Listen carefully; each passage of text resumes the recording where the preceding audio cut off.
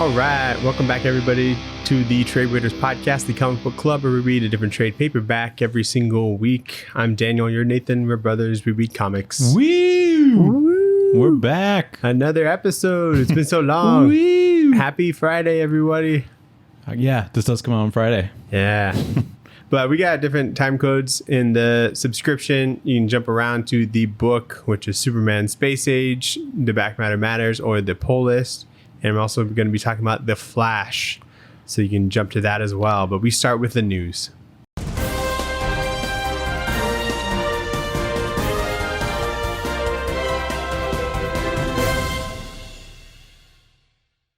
What news? The news, Daniel.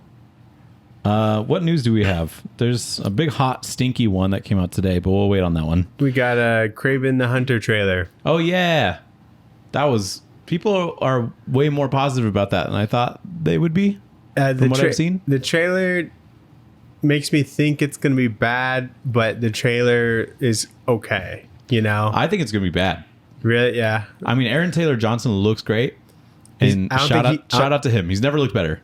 Incredible. The movie poster with 10 out of 10 with his abs. Oh my god. There's no way that's real. They can't be. I'm challenging that. They're too perfect. Yeah. But the trailer I was watching it and then I finished it and I was like, I don't care about this if it doesn't have the name Kraven on it, you know? Yeah. Like I wouldn't see this as like a normal movie. So does he normally have that like animal blood power? No, I don't think so. Okay, that was new for me. Not that I'm very read up on Kraven or anything. Yeah, that was also... I'm pretty sure he just likes to hunt animals and like get the big score, you know? But they're doing something a little bit different, and I think like that's supposed to be his dad's character, and because he got bit by a lion, he is lion. It's all very strange. I thought it was kind of interesting, the whole rhino thing that they're doing at the end where he's like going through a transformation. I'm like, that looks gross. It does look gross, but like might be cool, you know? I'm interested to see what the rhino looks like. Yeah. And that might be cool to see them fight. Yeah. But yeah, just like I was very confused by the whole thing, and I thought it was a bit bland, a bit generic. So I don't know what they're doing over there at Sony. Yeah, coming this October, Nathan. Yeah. What are we going to read? Is there a Kraven book? Kraven's Last Hunt. I guess that's the best one, huh? Yeah, I have to. Yeah. We've been waiting. Yeah, he probably has a couple of solo series. Yeah. Batman Day is happening. In September? Something like that, yeah. And there's going to be some Batman books that come out. Batman, Catwoman, Prelude to Gotham War, because that's a thing that's happening, I think. Chip Zdarsky's on there for that series. Batman and the Joker, The Deadly Duo #1. Oh, an exclusive version of it, which is that Mark Silvestri one. Yeah, I was like, didn't that come out? Yeah, I was looking at that and that came out. Another thing that already came out was Batman number 608, which is the first issue of Jeff Loeb and Jim Lee's Hush run. But it's going to have a cool foil cover. And then a Batman 89 hardcover collection. And then that's also when Batman Gargoyle of Gotham by Rafael Grampa comes out. You know, there's a very bizarre movie that I found out that Jeff Loeb like wrote. He's a big Hollywood man. Yeah.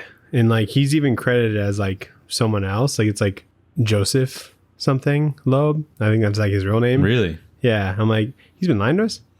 Yeah, why would he have a pen name for comics? Teen Wolf, like the one from like the 80s with like Michael J. Fox? Michael J. Fox, yeah. Wow, that's crazy. Yeah, I was like, what? So he's been doing this for a while then. Yeah, the so Hollywood you're telling shit. me he did Teen Wolf and then he did comics Batman? Probably, yeah, because I think he wanted to be like a screenwriter first, you know, and then that just didn't work out. I guess. I guess no, so. it still worked out because he still like did all kinds of stuff. Yeah, he still did a bunch of the Marvel Netflix stuff, right? Yeah. Okay, well, good for him. He wrote Hit Monkey, I think. The show? Yeah, the great show. Oh, cool. That was good for a few episodes. Yeah, I liked it. Nathan, Marvel Comics announces the Tony Stark and Emma Frost wedding. Yeah, I thought that was strange. Someone did it. Someone finally. I'm so happy for him. I thought he was dead. Who knows? Who knows? I guess they could bring him back for the wedding. How did they meet? Avengers. X-Men. Was Emma Frost on the Avengers? X-Men business. Yeah, probably. Yeah, I thought that was mutual friends. It seems like a dartboard kind of decision. Yeah. So it was a bit strange. Daniel, did you see Dan Mora did a special cover for Batman Superman World's Finest Number 19? Yeah. with Nick Cage Superman on there with a exclusive Nick Cage Superman design. It's got an N on his chest and a C on his belt. Oh, I did not catch the C, but I did that. That's sick. And that looks like him, and I can't wait. I don't know if he's going to be in I'm getting that graded. I don't think he's... That would be awesome. There's no way he's going to be in it. There's a chance. There was a Jerry Seinfeld variant for number 1 where he's like driving to get coffee. Oh, yeah. Why did they do that? Because it's cool. I don't know. It's That's funny. so strange. That was the one I got signed by Mark Waid. Oh, really? Yeah. You got the Jerry Seinfeld? Like, I have to get this. Yeah. I was like, this is one of the coolest covers. You know, Dan Moore is an incredible artist when he even makes like that look cool. Yeah. As and well. Nick Cage Superman. Yeah. It looks just like him. Yeah. But it's still sick. And like I saw Nick Cage this is totally gonna buy like the original art for that 100%. Oh, that's right. Yeah. for like $600,000. Yeah, it's gonna be like Dan Moore's like original art shop, and like most of his pages are like $3,000 or whatever. And then this one's like $600,000 It's just gonna inflate all of his work, dude. Yeah, which is good. yeah, because he's the best out right now. I feel like. I don't know if this is news, but I just found out that the Daniel Warren Johnson Transformers run starts in October. This is the first you're hearing about it, or you found out it starts in October? I found out it starts in October. Okay, yeah. Did you know? I think so. I think it was at the back of Void Rivals. It was, yeah. Yeah, okay. But I also saw it like they made like a separate post and make it seem like, oh, this is when it's coming. Yeah. You know? They've been doing like Skybound's been doing this thing where they announce characters that'll be in that book, and you see like all the characters in silhouette, and then like every day they're releasing like they're choosing one like it's a video game character, and you can see them. Mm-hmm. I don't know any of the Transformers I've discovered. One of them's called like RC.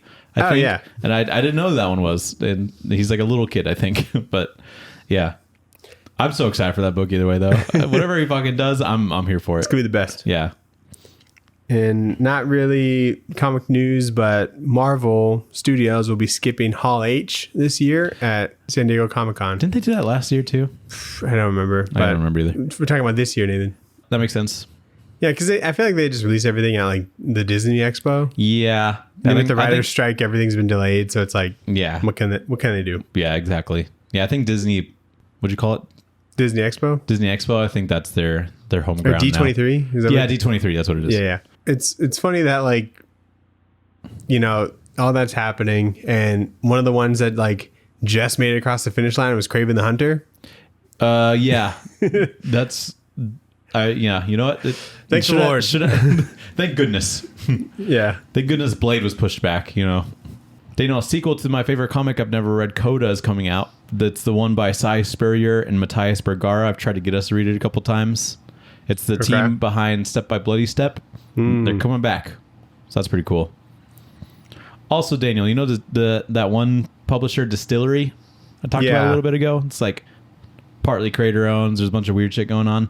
They announced a premiere one-shot thing that's going to be released, anthology one-shot thing that's going to be released on August 30th, and it's going to include a bunch of stories in a book called The Devil's Cut, and it's got a lot of the like creative teams that are going to end up having books over there, but it's like a big one-shot thing. So in here we have Spectrograph by James Tinney and Christian Ward. Wow. Pretty big. We have 8 Rules to Make It Out in One Piece. Elsa Charretier. Clayton Cowles is on that one. I'm just naming the people I know. What's Mine is Hers. Good name. By Stephanie Phillips, Joelle Jones. Big one. A Blessed Day by Mirka Andolfo. The Stowaway by Jock. He's writing and drawing it, which is sick. Sweet. Deleted Scene Number 2 by Brian Azzarello and Eduardo Rizzo. The White Boat by Scott Snyder and Francesco Francavilla. Another collaboration by them, which is pretty cool. We got a What Happens Next by Jamie McKelvey and Aditya Bidikar. Waiting to Die, Ram V, Lee Garbett together. Dang, okay. And then What Blighted Flame Burns in Thee by Becky Cloonan and Tula Lotte. So tons of firepower in there. Yeah. Which is pretty cool. So is this the one where it's like only digital? No, they're doing in print. Wait, no, they're doing in print. I forgot what their business model was. I think it's like digital. There was a thing where they were like trying to do like special releases digitally that are limited, like limited digital releases. Right. But it's not and like then you can resell them. and it's not crypto. It's NFT. Or it's not NFT either because it's not like on the blockchain, but there is like a ledger Okay. or a receipt type thing that tracks back, and then there's gonna be a market. It's kind of like StockX with like shoes. Okay. That's how they described it. But wait, hold on. I think this one said it was gonna be in shops. Probably. No, just released on August 30th. So yeah, I guess we'll see what happens there. I would like to read it, but I'm not gonna pay digitally for it. Yep. Well, We'll see. I What wish them happens. the best of luck with that. Yeah, exactly. I hope it works out. Birds of Prey #1 announced to be released in September. The Birds of Prey this time: Cassandra Cain, Big Barda, Yeah. Zealot, and Harley Quinn. Don't know who Zealot is. I think she's newer. She was in Wildcats. Or no, Wildstorm. Oh, really? Or Wildcats. One of those Wildstorm sounds right. Wildcats also sounds right. two. She has like swords. That one's gonna be yeah, it's her. I feel like you're missing someone. Did you say Black Canary? I did not say Black Canary, but she's the one that reforms the Birds of Prey. Yeah. Okay. Good catch. Written by Kelly Thompson. Pretty cool. Yeah, that's crazy because she's been like mostly Marvel. Yeah. So that's So pretty exciting. She's dipping her toes in. Yeah. I just like that Big Barda's there. Oh, yeah. which is such a That's weird. why I'm reading. Oh, dude. And then fucking art by Leo Romero. Who did that? Who's that? How do we know him? I know him, but I don't know how I know him. Leonardo Romero. I'm looking it up. Yeah, because I'm like, this looks great. It does look great. I just didn't know who that was, but now I do. Wow, he's been posting. Wow, he's so good. He's been posting a couple. Wow, he's so good. doing a couple character shots and stuff on his Instagram. But did you hear about what happened with the Secret Invasion stuff? Yeah, dude. How could you avoid it? Yeah, that's true. Came out today. Secret Invasion at the time of recording. Was pretty excited about it. And then I hop on Twitter for about 3 seconds and I see tons and tons and tons about how the intro for that show is AI generated. Gross. Which is such a spit in the face. Yeah. It's insane. It's absolutely crazy. Someone at Marvel was like, this is not a good idea. Someone that could have stopped this was like, this is not a good idea. What's funny is that they paid like a studio to just make do this. Mid-Journey. Yeah. That's crazy. Insane. Like, and it looks bad. Like it looks gross. It doesn't even look professional. No. It looks like it's got that like look to it. It's got the look where they just fuck things up. Yeah, where nothing looks right. And then noses are wrong. There were some like news outlets or whatever that were like, well, hold on. Here's what they were going for. And it's like, they're supposed to go for like this eerie thing because it's like aliens or whatever. No, shut up. Then draw that. Hire someone to draw. There's not a whole lot of like scenes in that intro because I watched the episode today and I was like, you could pay someone to do this. Mm-hmm. And they still can. They could do it by the next episode. Yeah. They have time to even fix this one. It's unbelievable because it's so stupid. It's actually like shocking. I mean, how many intros do you watch? I'm not defending them, but maybe they're thinking like, no one watches that shit. You watch all the intros. Never skip intro. Yeah, all the anime ones. Yeah. Those are always banger. Those minute and a half Been intros. watching Full Metal Alchemist lately. You watch the intro every time? Sophie likes it. Honestly, I think it's kind of a banger too. There's a part where she's like rapping, and I'm like, I love when she's dropping bars in a language that I don't understand. Okay. Daredevil intro, you ever skipping that? Boom, got you. That one's not even that long. It's kind of long. Dexter intro, you watching that? Yes. Good intro. Breaking Bad, Better Call Saul. Those are kind of short though. Yeah, those are very short. But no, ever since I've been married, I've skipped every single one. Or just because they have a button. She's been skipping it. Just because there's a button though, and it makes it easy. She will not stand for it. Really? Mm-hmm. Wow. Even so, someone got paid to make art instead of someone got paid to make art that's stolen using AI. So, yeah. And AI, I'm not like against AI, but as like a tool, you know, Oh, yeah. like Google Yeah, not for like stealing AI art shit. That's not art. Yeah. And that's bad because it steals from people. But like artificial intelligence, as it's supposed to be used, like to. I'm not even convinced that a lot of this shit is even like AI. The term AI has become very loose recently. It's just like they made like a really good program and then like, oh, it does it for you. Therefore AI. It's dumb. So it's just a program, Anyway. So that was wild. Yeah. A lot of people were boycotting it, rightfully so. Show's not very good anyway.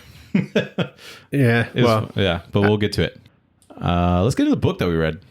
Let's talk about good art. All right, yeah. Superman Space Age, the Eisner nominated book, soon to be Eisner winner. Actually, I don't know. What was this nominated for again?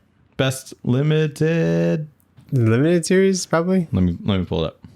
Okay, it was best limited series. Yeah, nice. Going up against Human Target. That'll be a tough one. Batman: One Bad Day. They'll beat that. Animal Castle and Miracle Man by Gaiman. And Buckingham, the Silver Age. Got some contenders, but what did you think of this overall? What the fuck, Nathan? This was so good. Isn't it so good? I was like, what? And it was just like a lot of it. I was like, what? This is so good. I was like, I kept thinking, I'm like, okay, I'm like hyping it up a lot, but it's just like my true feelings right now because I finished this yesterday, I think. Yeah, I had very, very true feelings about it yesterday too. This is like Mark Russell's like New Frontier. Wow. In my opinion. Wow, that's true. Like banger all together, really long. It's got some characters in there that don't even really need to be in there, and then just killer ending. You know what I mean? Yeah, I think that he nails every aspect of Superman. Yeah, I feel like this is one of the books, like one of the first books where I feel like I really like understand Superman and like his morals. Yeah, exactly. Like I think a good Superman book just doesn't have a whole lot of fighting in it or like action really. Yeah, and this because it focuses on like everything around Superman that makes him so strong. And I think that this was also a book that because it focuses on a lot of other characters in his life, it like made me truly appreciate characters like Lois Lane like way more and how like incredibly important she is, and like driving the morals of Superman and like him as like a reporter. And he just like really nails like all those aspects, like the John Kent like at home stuff, the League stuff. And it's just like the big, huge universal problems and then like equating them to like the small things, quote unquote small things, and how they're like both equally important. Yeah. Incredible. And it's like a period piece as well, which brings some interesting elements. Yeah. Superman in the Cold War. Yeah. First issue at least. Which is awesome. So, and Allred is fucking unbelievable, dude. Such a goat. Same with Laura Allred. Laura Allred. What did I say?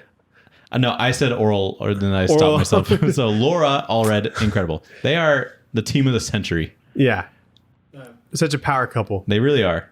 And I just like this. How could they ever fight making such great shit like this, Like, it's unbelievable. I just love them together. It's like you didn't do the dishes, but you drew a great page today. Yeah. I'll let it slide because you drew, a crazy farmhouse page. Yeah. Good farmhouse. Yeah. So we'll get into it. It's a big one. Each page was each issue is 3 issues. Each one was like 80 pages, I think. Yeah, 80, 90, something like that. Yeah. But thank goodness. Yeah. And like every page or like every scene felt like its own like little story with like its own little important message as well. Yeah, none of the scenes dragged. Like it wasn't like one particular. There's like one overarching particular theme, but like each of the little stories from the different characters, it brings a lot of very important messages, I feel like. I can't say that like any pages were really like a waste of time, There's just like a lot of them, but like I don't wish for it to be shorter, There were some like passages in here where I was like, okay, I wasn't expecting this. But then I ended and I was like, this is fucking cool. But yeah, I think what you said, like it is kind of like his new frontier because there's like a lot of shit in here that like you just don't expect. Mm-hmm. But it kind of does have like a lot of everything. Like there's war stuff, there's like sci-fi stuff, and then there's like business stuff that's like happening. And I'm like, yeah. And it has like couple different characters. There's like a couple of things where I'm like, That's odd. Why did they put that in there? And then it like comes back around. And I'm like, oh God, there it is. I'm rewarded. I'm rewarded for paying attention and reading. So really incredible stuff. Let's get into it. And Dave Sharp on letters. Dave Sharp, can't forget him. Yep. So it starts off with the end of the world, and Superman's in his fortress, and he's with his family, and he's like, you know what, we just got to accept this. And I'm like, well, shit. All right. And then it jumps to 1963 on the Kent farm. John Kent tells like a World War II story where he was in Japan that led him to accidentally shooting a child while serving. And then Clark came into his life shortly after he got back from the war. And then we see his family react to the JFK assassination on the news. So a lot to unpack here right at the get-go. Yeah. This John Kent war story, very unexpected. Crazy. Because it's like, okay, Superman story, let's go. I knew nothing about John Kent. Yeah. Yeah. I don't think he did canonically. Kill a kid or Kill a kid, yeah. or go in like the war. I don't know if he's done either of those things. Okay. But it is an interesting perspective. It's because it's the end of the war, but the enemy, kept fighting. Yeah. And so they're like all hiding in a cave, and they'd be lighting cigarettes, and so you'd see the flash of their lighter. Yeah. And so that's how they knew where to shoot, so that they wouldn't get shot at. But a kid was just in a cave trying to, light he some was stuff up. used as like a diversion by the other side. Yeah. And then that's what ended up happening. Yeah, he didn't shoot a kid on purpose. Yeah. You did say accidentally, but. And there's like a great line as well where John comes back from war and Martha asks him if he ever gets bored of like the farm after being in war. And he's like, never. I just want to see things grow for a while. Yeah. And it's such great writing. It's just such a nice moment because as he's saying that, it's like the meteor from the like where Kal-El is in. It's Superman. Yeah. And there's things that are going to be growing. And yeah. Mike Allred draws a great like war like scene. I know. Because like this is like something I feel like I haven't seen him do. Yeah, because he's normally doing like fun, wacky sci-fi shit. Yeah, cosmic, weird shit. X-ray robot. That's what I think of when I think of like Mike Allred. Yeah. And then there's like this scene where there's like intestines on the ground. And I'm like, oh shit. But I guess he did do like some iZombie and stuff. There's probably some gore in there.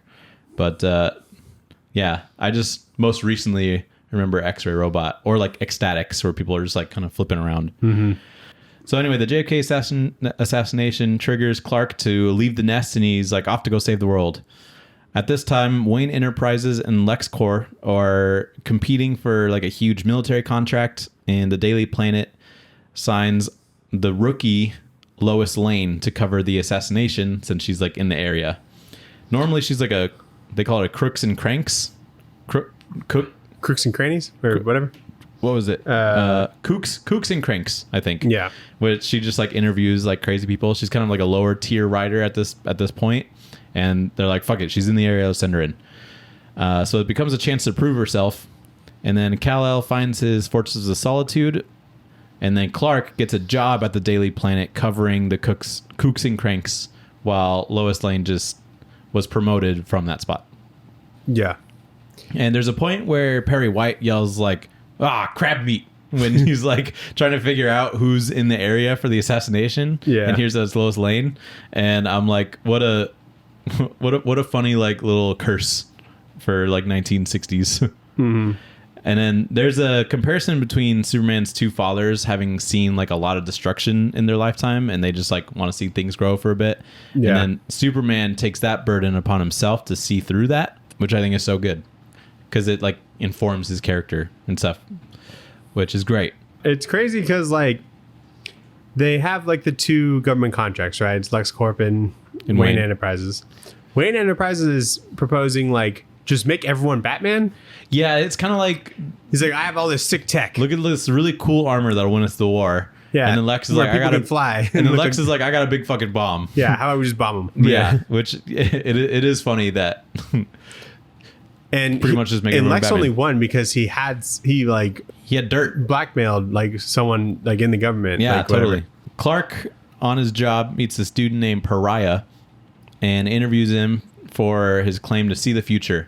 And Pariah tells him about the Anti-Monitor, who will destroy their world in about 20 years, and there's nothing they can do about it. And I guess he like accidentally like unleashed him somehow. Yeah, that was a point of it. Some multiversal fucking or something, and then he got released. He got locked into like an antimatter chamber, and then when he got released, it also released him, I think.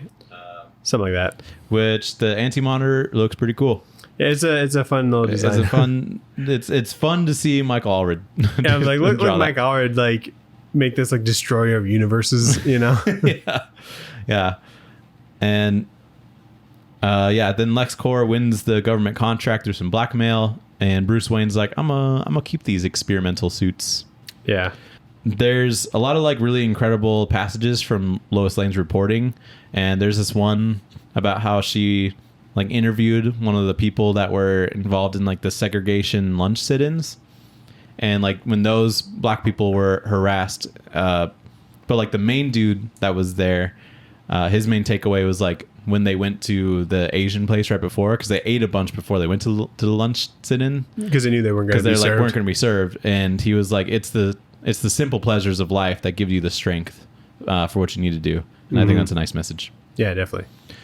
So during a bomb test for the military, Lex Luthor actually bombs all of Coast City, killing millions of people, so that the government can blame the Soviet Union and start a nice, profitable, juicy war. Yeah. Which is insane. Yeah. He just bombs like 2 million people, I think. This is definitely like the most like evil Lex that I've seen. Just kind of like most like money hungry. The first like I guess like one-dimensional evil that I've ever seen him. But he's also like he's just like a little weird in this. Like it's crazy like how like dumb he is with like evil, you know? Yeah. And just like it reminds me of that one dude from Barry a little bit. Like there's like little flavors of that dude, that bald dude from Barry. Oh, NoHo Hank? NoHo Hank, yeah. He's got like a sprinkle of NoHo Hank on him because he's kind of like this wacky kind of guy. Yeah, I felt like he's like a cartoon businessman, right? That murders. I guess it fits like the time that this is in, like maybe how Lex was like written like in this era. Yeah, exactly. But so they bomb Coast City, which has happened in like comics, and that's what starts the Emerald Twilight like Green Lantern thing, where he like is hunting down all the Green Lanterns and then unleashes Parallax. And I was like, is this shit gonna happen in this book? But no, it's just Hal Jordan's city that he's from and loves people, and just got destroyed. Damn. But Hal Jordan does find Abin Sur, and he like shoots him down. Abin Sur crash lands, and then he gives him the ring to protect humanity from what he explains is a losing war on life, because he kind of knows about the anti-monitor as well. I just thought it was a little weird that he shoots down Abin Sur, and then Abin Sur is like, "You're here, so you're a hero." Yeah. And I'm like, bitch, he just shot you down. Is he really like the one to be given the ring to? And then Superman diffused all the nuclear warheads in the air, and so all the nations like work everything out on a ceasefire. Mm-hmm. And they're like, hold on, maybe we should talk about this, which is pretty good. He did like a reverse Ozymandias. Yeah. You're talking about Lex? Yeah. Yeah, I would say so. Yeah. Because Ozymandias bombed to make people afraid of like the giant squid. Yeah, and have people unite. Right. But he Lex blew it up to try and start a war, but ended up not happening. And then people unite. Yeah. Yeah. I actually wrote that down too. He just did an Ozymandias with nukes.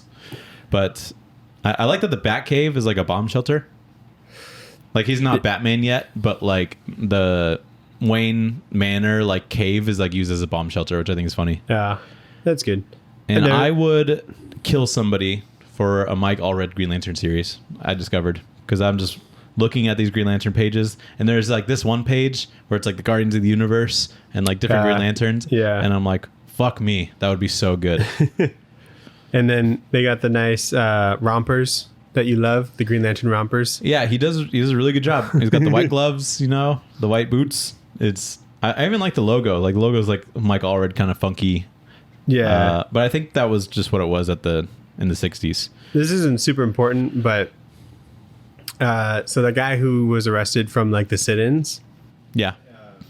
And also going back to like kind of like the weird dialogue that they had in this. Mm-hmm. Superman like breaks them out of jail. Yeah. You know, because like Lois Lane's in there too. Yeah. And they're just gonna like leave her in there, I guess. But Superman like busts down the wall. Yeah. And then like the security guard like comes in. He's like, "Well, dip me in honey." I did see that. I do love the corny dialogue in this because like he's just like a huge like hole in the wall. Well, like, what does that mean? Well, dip me. I thought it was so funny. Like if that was like modern, it'd be like, oh shit, and then like this one's like, "Oh, dip me in honey." What the fuck happened here? Yeah. So after the ceasefire, Lex Luthor plans another bombing, but then he gets stopped by Batman, who shows up as Batman for the first time, and he gets sent to prison. Then Wayne Enterprises funds the Hall of Justice and brings in Superman, Batman, Wonder Woman, and Green Lantern. And that's the end of the first issue.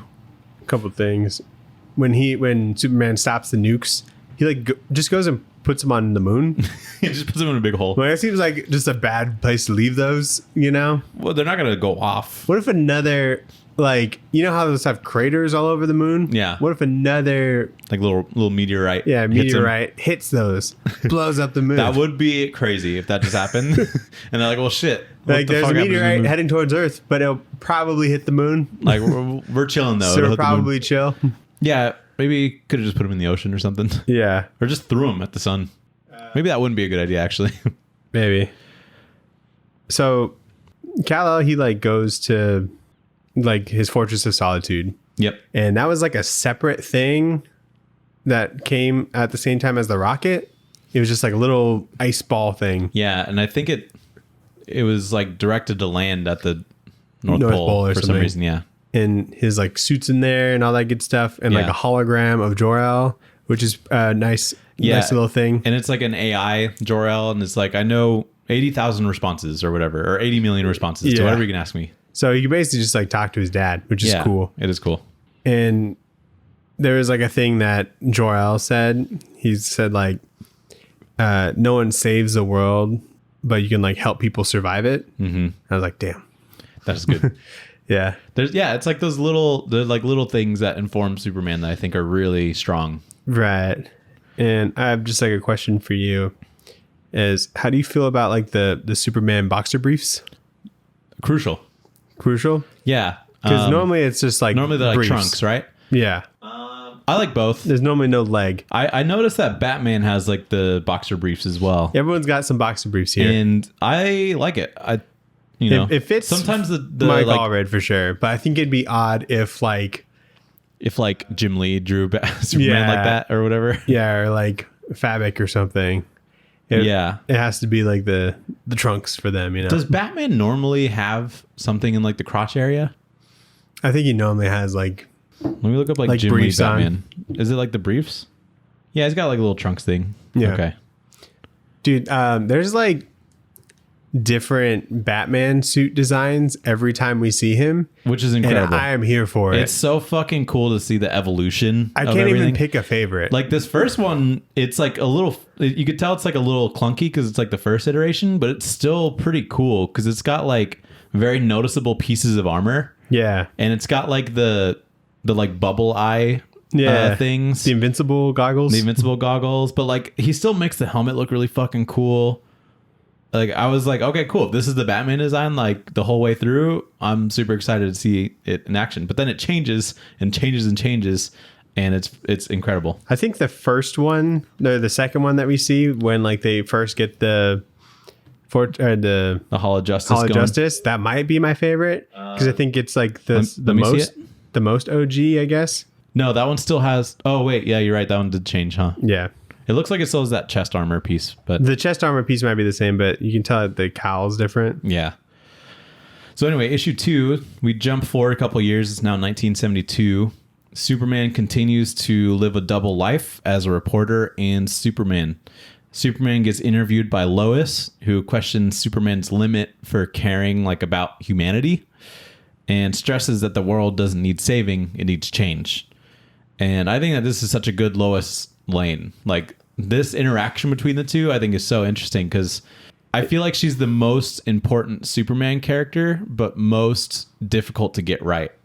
Yeah, because I think because she has to be portrayed as this like really intelligent independent woman and she has to be like this like aggressive reporter. Yeah, you know, exactly. And which she is here. I feel like a couple of the runs, like a Bendis one, she's just like smart but I don't know like how aggressive she is with like some of the reporting and stuff. Right. It's kind of hard to compare it, I guess, because it's like they're like already married in that. Yeah. And in this, they're not. And so she's just like challenging this like godlike being just kind of flying over their heads. And she's like, we can't control you. Like, how are we supposed to feel comfortable with this kind of deal? She also has to like prove herself to like the paper. And it's also just set in a time where like everything's against her, you know? Yeah, especially as a woman. So she cannot like...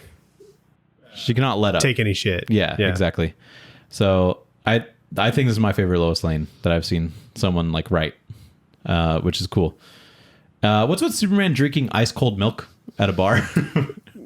Just like a nice... He's nailing. He's like a nice cold glass of milk. Is so funny. Like I want to like...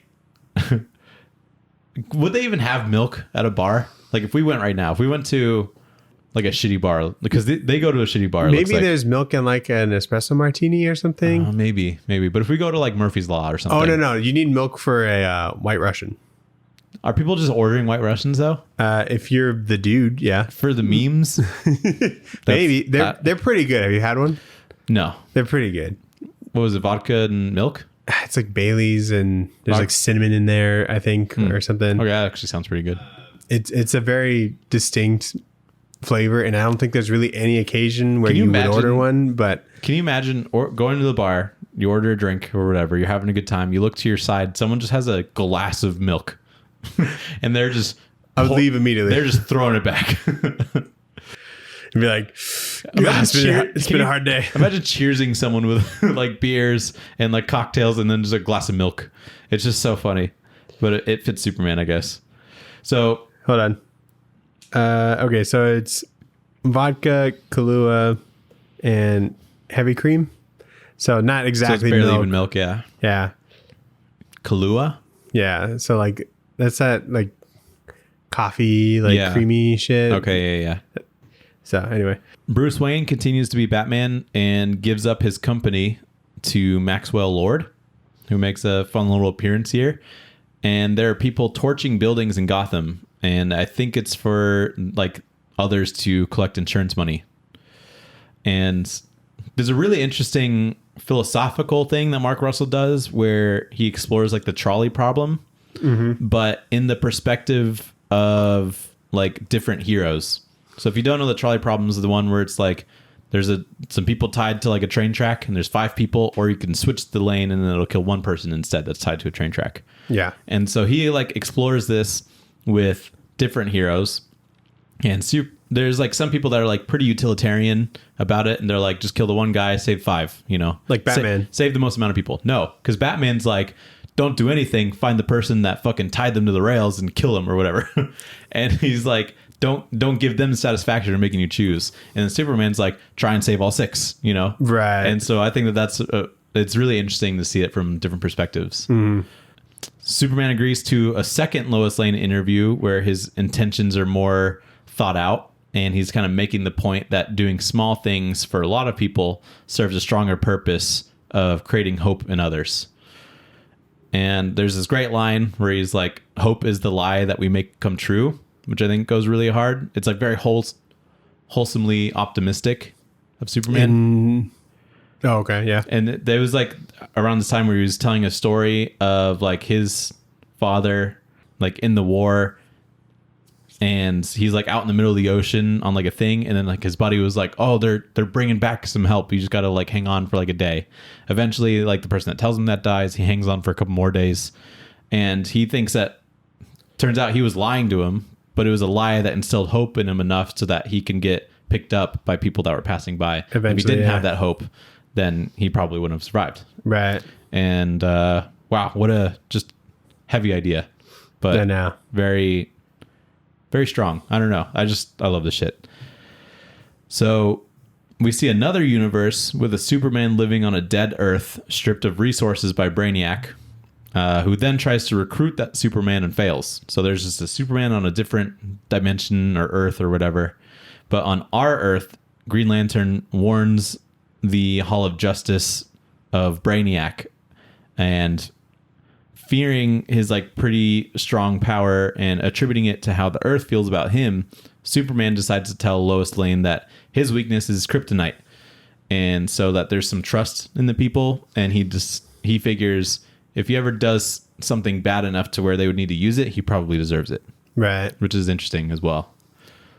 Mike Allred makes a very scary Brainiac. He does do really fucking good with Brainiac. Like he makes it like probably the best one. He's probably the best one. Yeah. I mean, I've seen some good Brainiacs. Like I think Gary Frank did a really cool one. Well, yeah. But he just he makes like a buff Brainiac, you know? Right. And this one, like it's got like the spacesuit or whatever, but he's still very scary, like in the face. I don't want this alien coming to Earth, you know? And, I think it can be hard to really nail the Brainiac ship, which is just like a floating spider octopus thing, squid.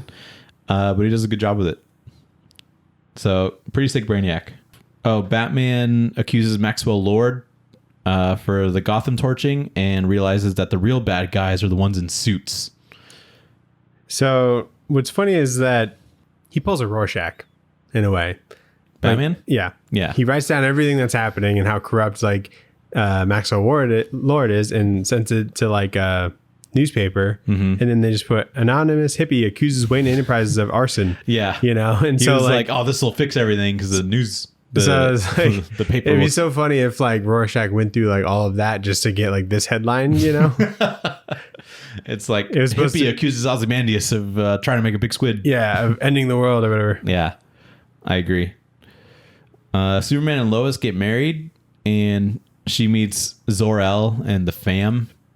Brainiac shows up explaining he's taking the valuable resources of Earth before it's destroyed by the Anti-Monitor, and he's assembling a team to go against the Anti-Monitor, which he invites Superman to. He does not agree, and they all fight, and Brainiac is a little surprised at how difficult the fight is, and so he calculates that this isn't as easy as a fight as he thought, and so he retreats. And he manages to kill Hal Jordan, just a little stray that Hal Jordan caught. And then Bruce takes back Wayne Enterprises, and he builds a new Hall of Justice. I really enjoy Mike Allred's wacky fights with everybody on the page. I just love this splash page with everybody getting hit by a big blast or whatever. Mm-hmm. I think that's all super fun. And real quick, after the wedding or whatever of Superman and Lois Lane, they run away to go to their honeymoon. Uh-huh. They hop in the back of a limo, and then Lois is like, "Excuse me, can we have some privacy?" And it's they move up I imagine the little shield thing moves up. She just told this man, "I'm about to fuck in the back of your car." Yeah. I'm she does kind of just jump on him. I'm like, ew. I don't think that's what that's for. That is not safe. I just realized that this is when they have the kid, because there's a kid in issue 3. It's right after that panel. It's they jump forward a year and there's a kid. Because in issue 3, he just has a son, and I'm like, when did this happen? Yeah. So if anything, I wish there was more time to explore some of the Superman as a father relationship, because I feel like Mark Russell would fucking crush that as well. Because there's not a whole lot of it in here, but that's not the focus of the story either. What's good about this book is yeah, he could have explored more, but I'm also glad he wasn't limited to have to crush this down into 20-page issues, Yeah, 100%. Because that would have fucking sucked. Yeah, I think the 80-page format really allows for him to go in a couple different directions and still meet at the end. Yeah. Because this really does feel like a beginning, middle, and end kind of a story with the 3-issue format, and I think it's really cool. Have you noticed how passionate Mike Allred is about drawing side boob? This panel specifically? Yeah, I did notice that. I've seen a lot of that. I don't know if I've seen a lot of side boob. There's quite a bit. But that is an interesting observation. I think he's really passionate about making everybody's faces look like models that look like they're posing for a model. A model shoot, a Zoolander type thing. Uh-huh. Even when Superman's confused or whatever, look at this. Yeah. That's a model pose. Here's another model pose from Superman. Yeah, I know. It looks like a Zoolander. He just draws beautifully, right? But he also makes the people seem very model like.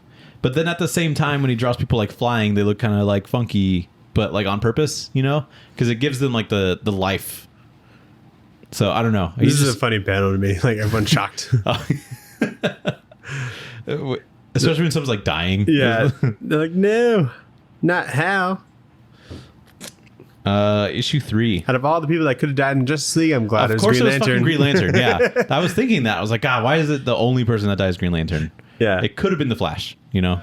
And during that Brainiac battle, Wonder Woman gets in the invisible jet and she kamikazes into. Dude, yeah, and then she ejects from the invisible jet. I didn't even know it was a feature, but yeah, of course, it's like every jet. I think it's. I just love seeing the invisible jet, but it is funny that she's like, "All right, I'm just gonna crash into him." All these Brainiacs reminds me of like the Council of Reeds or whatever. Yeah, or like because there's like a multiversal like Brainiacs that are all like, or the Citadel of Ricks. Or yeah, whatever. Yeah, exactly. Like just all the same person.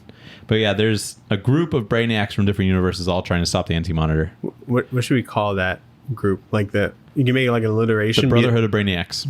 That's good. I was thinking like the Band of Brainiacs. Oh, the band's probably better. They're not really like brothers, are they? The Bunch of Brainiacs.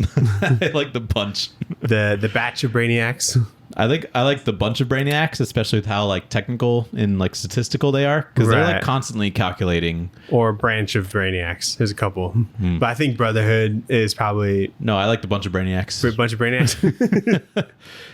But yeah, they're always like calculating like, oh, I have a 72 point, you know, and then they go like 4 decimal points deep. Yeah, of like their percentage likelihood of whatever situation. So like a very, very small detail. At the funeral of Green Lantern, the whole Justice League is there, and Black Canary, who was like has not been there, but now she's here for the funeral. I mean, Aquaman was there, and Green Arrow. Yeah. Wait. So were they all fighting? They were all fighting, I think. I don't think so. Aquaman was. I don't think Green Arrow and Black Canary were there at the Green time. Arrow's been in the book, you know, up to this point. Yeah. I don't think so. There's a bit where like Batman's like, I don't have time for this, and then and then Green Arrow like storms off. Green Arrow also storms off. Interesting. And so it was just like, why are they just adding Black Canary in here? You know? Yeah, that's a good point. I didn't even notice that. The Justice League hasn't grown yet. Yeah. Not until the next issue. Good point. Issue 3. Clark speaks to that pariah dude again, saying that the end of the world is still coming, but the pariah is like, you've done pretty good so far, so good job for that. It's 1982. There's a Justice League officially formed, and John Stewart, Green Lantern, confirms that the Anti-Monitor theory is true. And then the Brainiacs meet with Superman, and they're like, we're going to spare your planet, but they ask for his help in making a stand against the Anti-Monitor on that universe where there's only Superman left on Earth. And thank God there's still like a Green Lantern in this story, because like you said, Green Lantern's always catching the strays. Mm-hmm. And they could have easily just like been like, well, that's it for Green Lantern or whatever. But it was cool to see like John Stewart in here. With hair. Yeah. With like super cool hair. I was like, dang, I like this shit. Luthor hires a lawyer to help him get out of prison from when he was arrested for murdering 2 million people. And he's like, I think we can get out of here. Yeah. Which ends up working on the basis of government incompetence. And he also blackmailed some people to get out. And then Superman goes to his dad to ask about the end of the world. And then John Kent was like, I wouldn't be doing anything different if the world ended tomorrow. And he later has a heart attack and a funeral, shortly after. But Mark Russell really nails the John Kent as well, because I love when Superman goes to John Kent for help about just like impossible questions, impossible tasks, and he's like, I don't know, I just shuck corn because it's who I am. I'll just keep shucking corn. Probably. And there's such an incredibly human lesson in there that Superman can take and apply to these impossibly help your dad shuck corn. Yeah, I know, exactly. And every time Superman's like, I could shuck so much corn in like a second, you wouldn't even know. Yeah. And then he's like, would you do it right though? And it's always like that sort of. He's like, but then you'd miss out on all my corn-based wisdom. Yeah, I know. And it's so good. It's such like a dad, personality. And then a couple pages after, Superman finds out that his dad dies of a heart attack, And this is like a death that is much more effective and emotional than like the Man of Steel one. I thought you were about to see the Green Lantern. No, I mean, yeah, I guess, but it's like supposed to be, right? I felt something here. I know, I felt something too, because like what an awful way to find out. Just like you wake up middle of the night and your dad's dead. But like, I was thinking about it, and like John Kent died in Man of Steel, but that one was weird because he just gets fucking sucked up by a tornado. That's because like he could have been saved by Clark. But then John Kent's like, no, don't save me. I want you to because you have to be secret or whatever. Yeah. But this one, it's like it's interesting because there's nothing that he could have possibly done to save him in this situation, and so he learns that sometimes death is just like inevitable. And then that like springs off a different thing that happens later in the book. But I just thought it was very effective. There's like a Batman story of him fighting some crooks, and we're introduced to the Joker. And then Superman creates a chewable tablet that cures all disease using Kryptonian quantum DNA science. And then he begins administering it to everyone for free, which is pretty cool. Yeah, but first he like quits like the Justice League. He quits Justice League and he's like, I'm gonna go solve Big Pharma, you know? Yeah. I noticed you were trying to avoid the... God damn it. I knew you were gonna do this shit. You can't do it. I saw this page and I was like, God damn it, it's coming. Okay. So there's a big Superman quits, and then it's like everybody in the Justice League all grouped up. They don't look comfortable in this panel.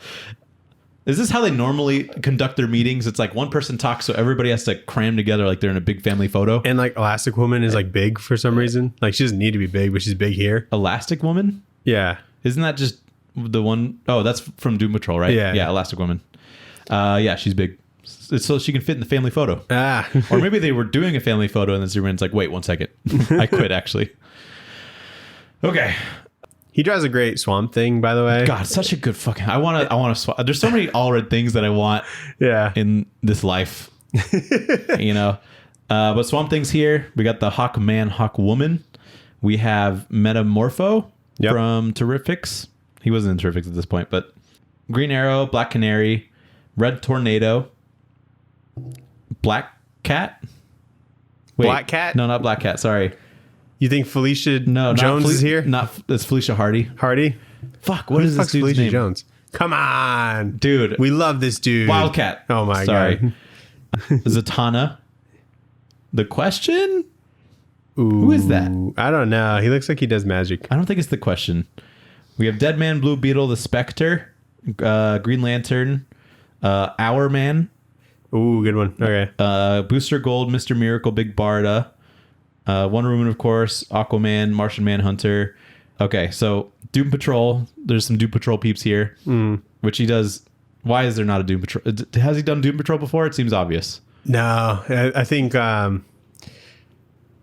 what that one dude snuck in, Nick Darrington. Nick Darrington, huh? Yeah, he's... Okay, anyway, Robot Man, Negative Man. Yep. Elastic Woman. We got the Flash. There's Aquaman doing a model pose. He's like, this one's called I'm Sad. He looks like he's on a windy beach. Yeah, his hair is flowing. Why is it? And then Martian Manhunter and Dr. Fate, I think. Yeah, this is interesting Dr. Fate. It is. It looks like an Iron Fist. I like how blue he is. Yeah, he is very, very blue. But the helmet strikes me as like an Iron Fist kind of like mask. So it's interesting. But yeah, I love this group photo. Iron Fate? That'd be a crossover? Iron Fate? When they do amalgamations again? Yeah. That would be interesting, actually. Dr. Fist? Dr. Fist.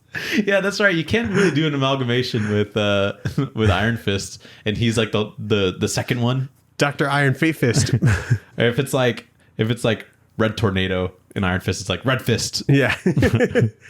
Or like Iron Tornado, dude. Easy. Swamp Fist. Like okay, where was I? You were talking about... there's a Batman story. Talking about the Joker. We're introduced to Joker. Superman creates a tablet that solves all death. He has to like take people's DNA and then he like ships it to him. Yeah. Which reminds me I have to pick up my contacts. But and that'll solve all disease you have or will get. Yeah, which is wild. Yeah. Because God damn it, that would be just so interesting to watch from like a big pharma side of things.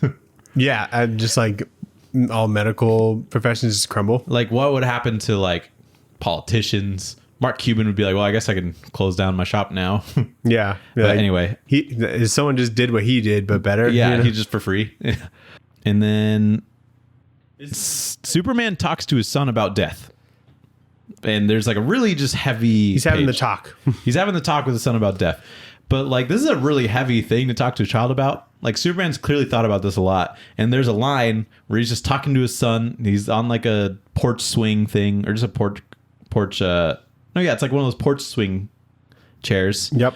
And he says, "The day comes for us all when you leave behind the things you love." Like, what the fuck? He's like 10. Mm-hmm. And so I was like, what the hell? I also wrote, when did he get a kid? But then I realized it was last issue. Yeah. So then the Batman story continues. Joker kidnaps children of Wayne Enterprises executives. Batman tries to stop it. It ends up being a trap with Lucius Fox, and the big thing explodes. Eventually, Bruce Wayne agrees to meet him alone with $1 million. They meet at like the torched building where the Joker origin happened, because he was just a clown that lost his child in one of the Gotham torching building incidents. Mm-hmm.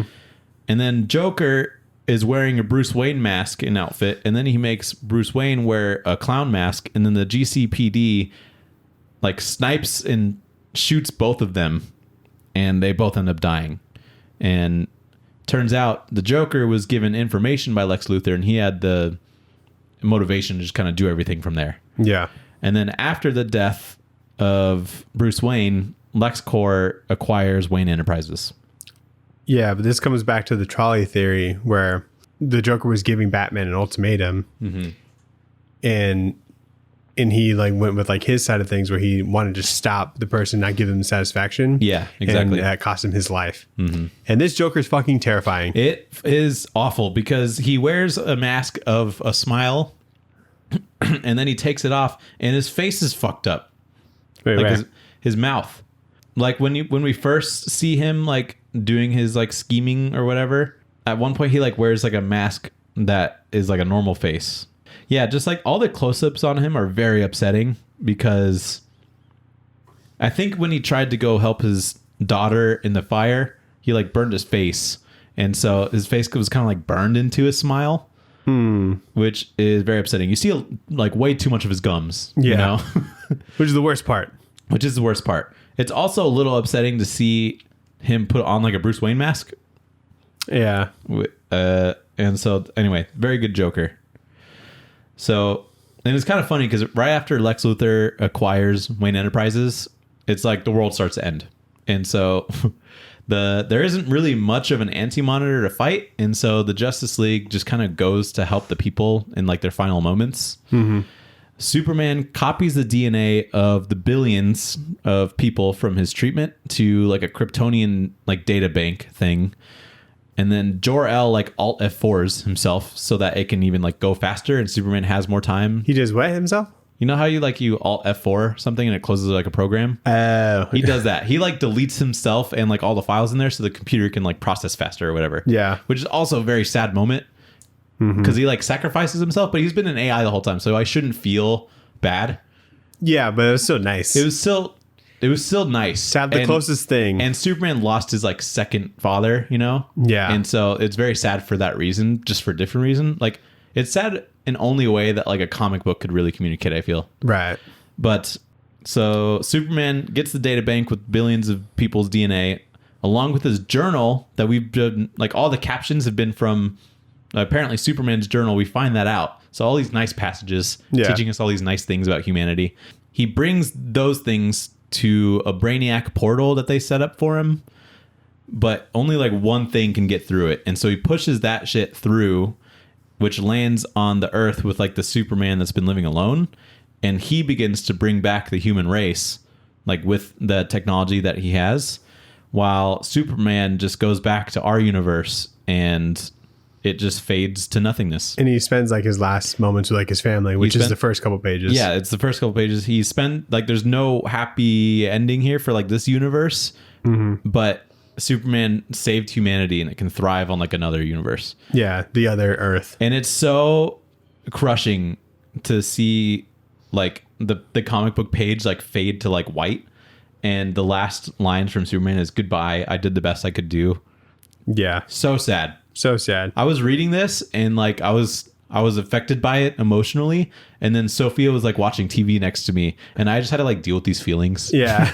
I just had to like go to bed. And I was like, I can't like explain it, you know? Yeah, I did too. I was like about to go to bed, and I was like, yeah, I'm ready for bed or whatever. Like, and it's like, so he saved all of humanity and had to like sacrifice himself. He doesn't die in the other universe, but he has to like, he can't save everyone. Yeah. Like there, you know? Exactly. And so they can all live on this other universe. Yeah. And so, and there's also like, I really love this double page spread of like the Justice League trying to help everybody, because they know that like they can't really do anything, but like they're still super motivated to just help the best that they can.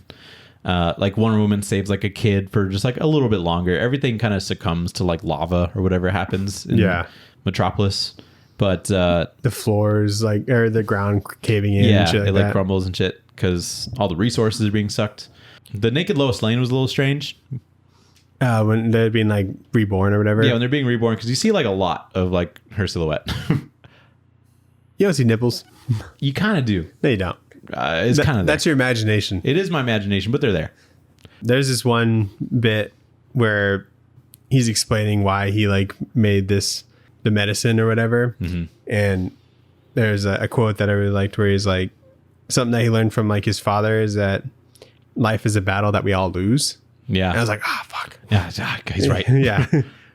That's very true. And so it's like him like accepting that even him as like this like immortal person, like he'll still like lose. He's not forever. Yeah. And even like his life, like not like him living, but like the life he created, like has ended, you know? So just good shit. All right. That's the end of the book. Shit. Yeah. And it's incredible and deserves an Eisner. Yeah. Get all the Eisners. 100%. So let's go on to Back Matter Matters. Back Matter Matters.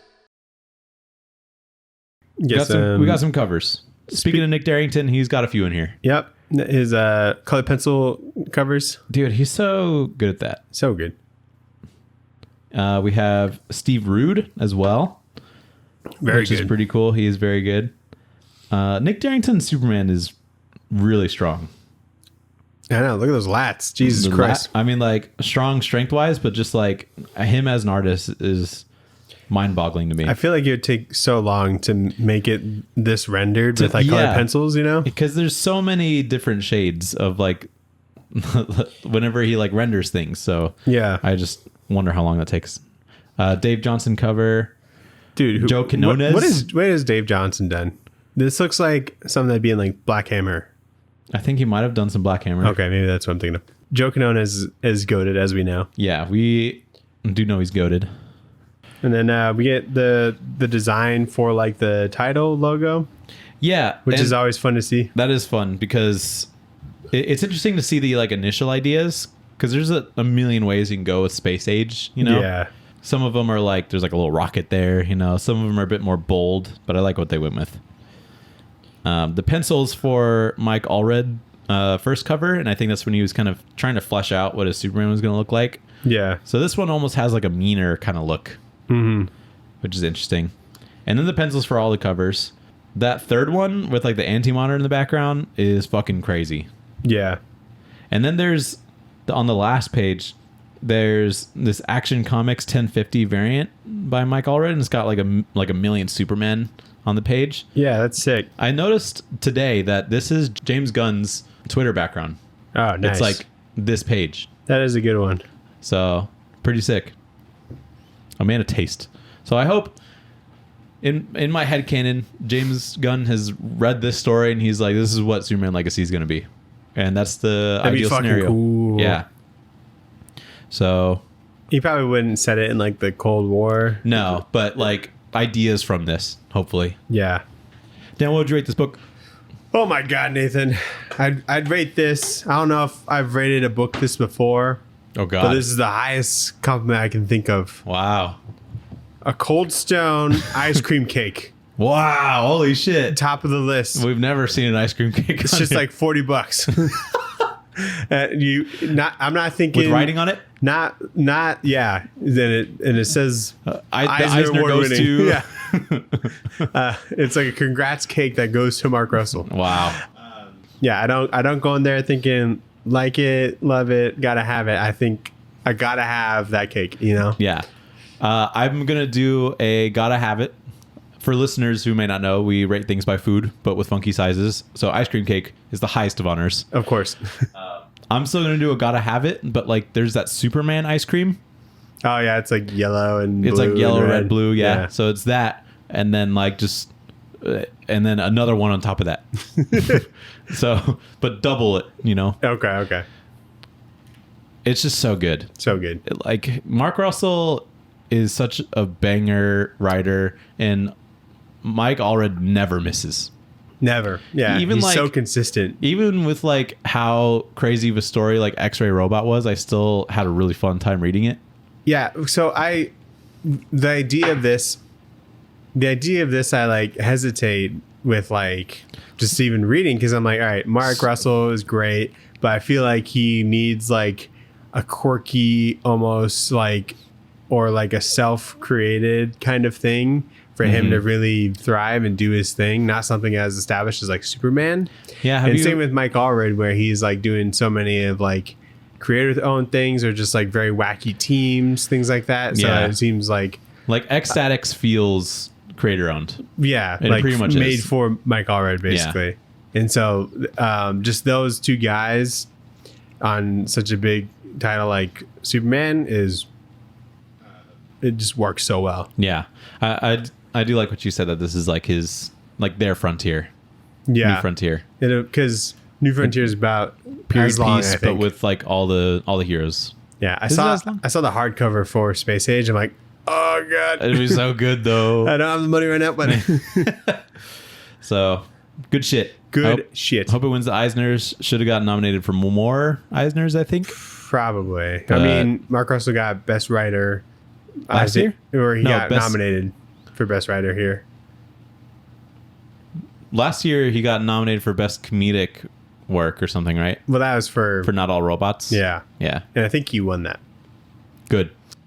But I'm saying this year he got the miniseries nomination and then Best Writer nomination. Mm-hmm. So Yeah, between this and like One Star Squadron, like Mark Russell's like really getting up there for like one of the writers that I just look out for. he doesn't miss, Nathan. He doesn't miss. But like he does a lot too, and so he'll do like Ahoy comics stuff. Yeah. There's like Billionaire Island or something that he's been doing. There's one with like Oh dogs. yeah. He did some comic book with dogs, I think. So I'm like, damn, are these like, do these hit as hard as like Superman? Because like with this, like it was so refreshing because like you had like that sense of his writing, like the vibe he kind of creates. He does create a vibe, But it yeah. also, the way he wrote fits so well with Mike Allred's art, which is really important to land with that dude, And Yeah. also there was just like a great story altogether if it was Yeah. written by anybody kind of thing, And, Exactly. but he was just able to pull that all off. Yeah, I want to see them collaborate again. Yeah, they could collaborate like forever, Yeah. I'd be okay with that. Exactly. Like when books like this happen, I'm like, why would they work with other people ever, Yeah, I know. Yeah, because like, what was Allred doing before this? What is he on now? He's on something now, isn't he? Isn't he on Ecstatics? I think he's doing Ecstatics right now. Yeah. I think he did Ecstatics, and then he did this, and then he's back to Ecstatics. Yeah, and then before that, I think it was like Bug the Forager or something like that. Oh yeah, Bug. We should read the Silver Surfer that he did with Dan Slott. Oh yeah, definitely. Yeah. Anyway, let's get into the poll list. Colin. Shove it in your box. The poll list, what did you shove in your box? Dana, what was shoved in your box today? We got World's Finest number 16. Yep. That somehow keeps coming out. How? I don't know. He's got Shazam coming out too. Yeah, I know. How does it work? So it's been a minute since 15 came out, so I think they're flopping. No, it hasn't. Since Look 15? up when it came out. May 16th. All right, I'm wrong. Then I have no clue. I don't know how he does it. Because the Nick Cage one is number 19, And that which comes is out in like September, which is 3 months from now. So he's drawing 2 books a month somehow. I don't understand it. He must be super duper fucking fast. Yeah, it's crazy to me. Anyway, because Shazam is not like a very simple looking book either. No, you know, he's drawing big dinosaurs drinking tea. Yeah. Anyway, what else?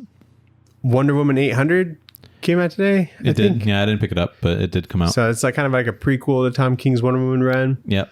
Okay, so this is what I saw on like Fresh Comics. So I'm not sure if it actually came out, but Godzilla, Here There Be Dragons. Yep. #1. Yeah. Sweet. Did see that. I didn't pick that one up, but I did see it. It was a big week. Dude, pirates fighting Godzilla? I know. I was so excited when Are I you read shitting me? I know.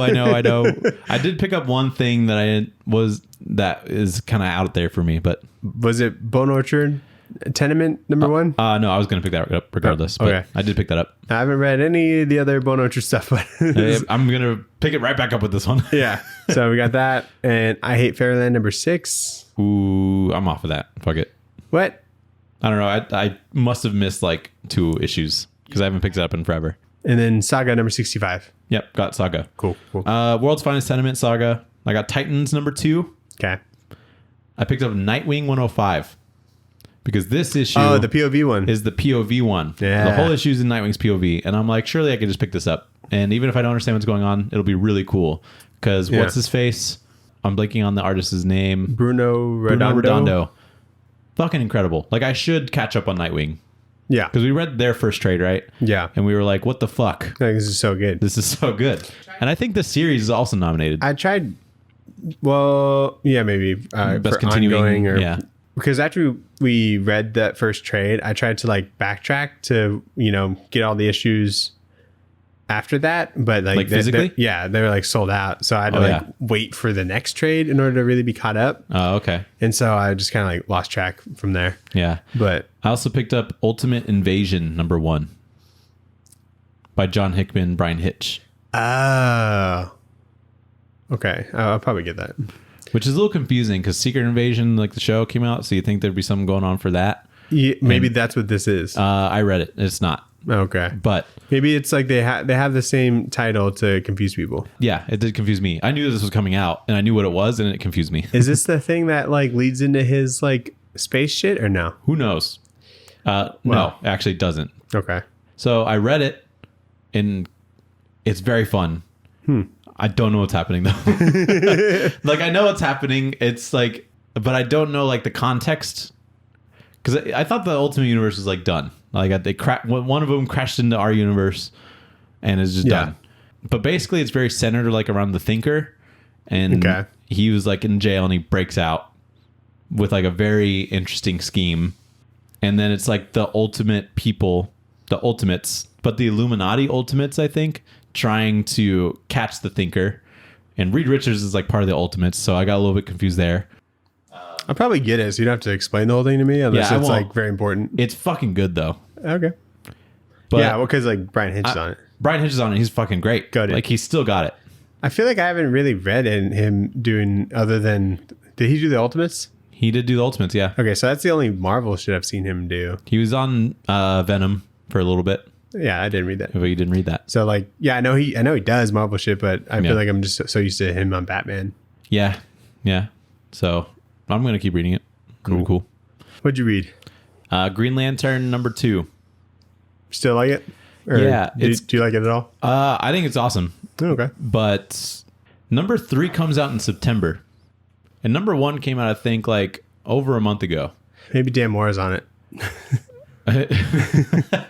But like, I'm fine with that release schedule. It's fine. What I'm interested about is the end of #2 leads into Night Terrors. And it's one of those situations where it's like... It's U.S. Avengers. It's U.S. Avengers, yeah.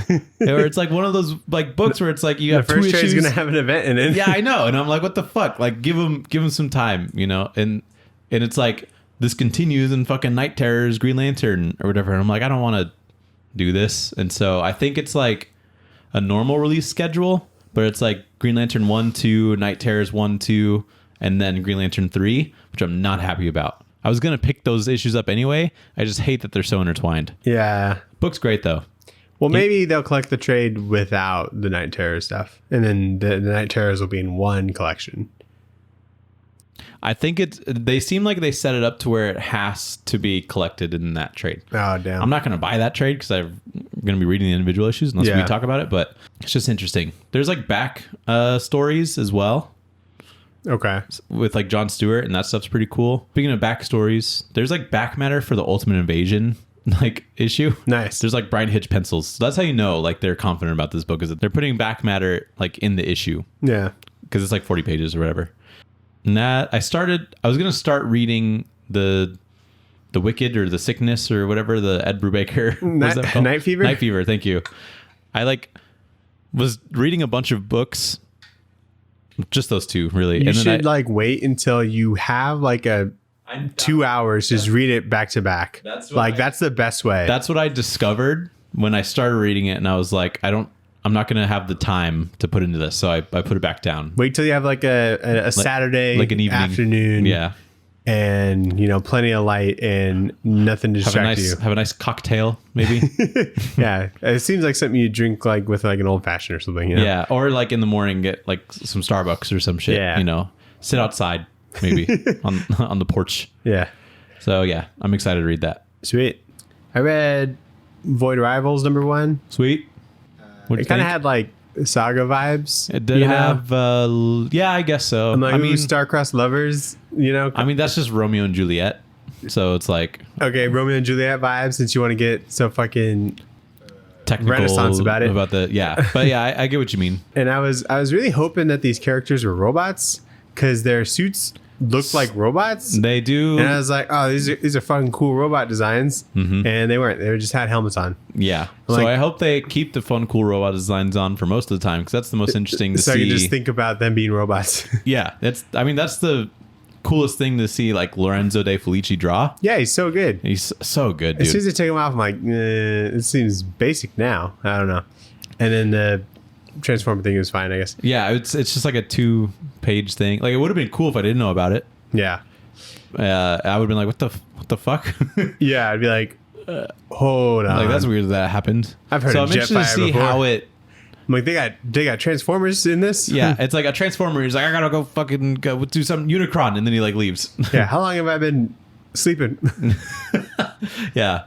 Anyway. But I like the idea of the story, I guess, and we'll see where it goes. I'm interested to see if Transformers are really involved at all. We'll see. Yeah, obviously they're gonna. But yeah, I'll keep going on it. Maybe this one was just like a fun reveal that they also just revealed to everyone on Instagram. Yeah, but Kirkman's pretty cool with how he reveals stuff, like exciting things. Yeah. But fucking Instagram. Yeah. Anyway, Ruins it. I also read In Hell We Fight #1. Okay. Did you read that? Oh, that's the John Lehman one? Yeah. No, I haven't read it yet. It's great. Is it? Okay, cool. Yeah, Love that dude. I was very happy by like this one issue, and I was like upset when it ended. I was like, Jock? come on. So good. Is Dude, he? So good. It's not the Jock we Jock. know, but his other Jock. Yeah. J-O-K, I think. Yeah, he has an art style that works so well for like It looks so the layman. spirit of the story. It is very layman, and it's like if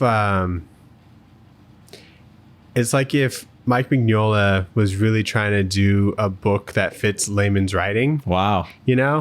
That like, because there's a couple pages I'm like, did Mignola do a page or something? Wow. Okay, cool. And so it's very cool, and Now it's let's jump on that very one. fun. You'll love it because there's the first couple pages, the main character is just like killing frogs.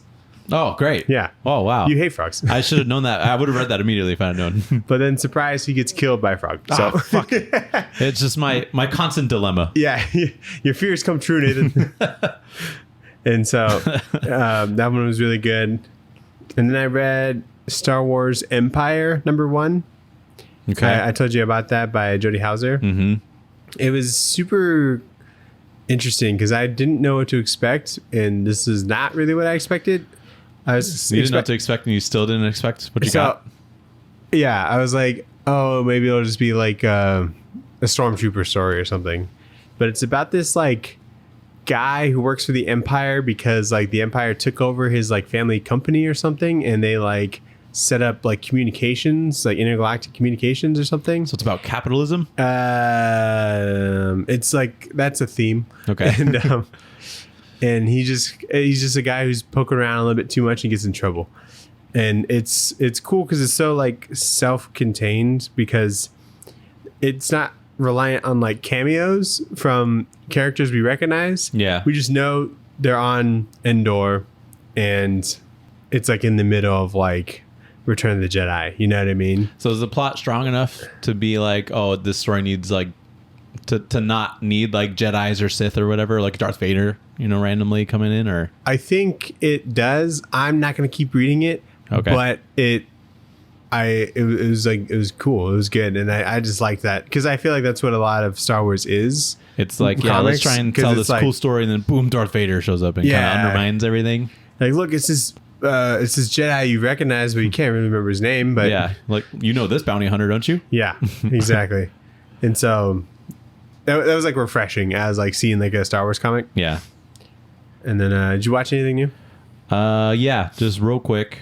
Started the Rick and Morty season. I saw it was on Hulu, the newest one. Been on Hulu, yeah. Yeah, it's been on Hulu. I just found the time to watch it. I went through like the first 4 episodes. I watched that previous Leon episode. Oh, so good.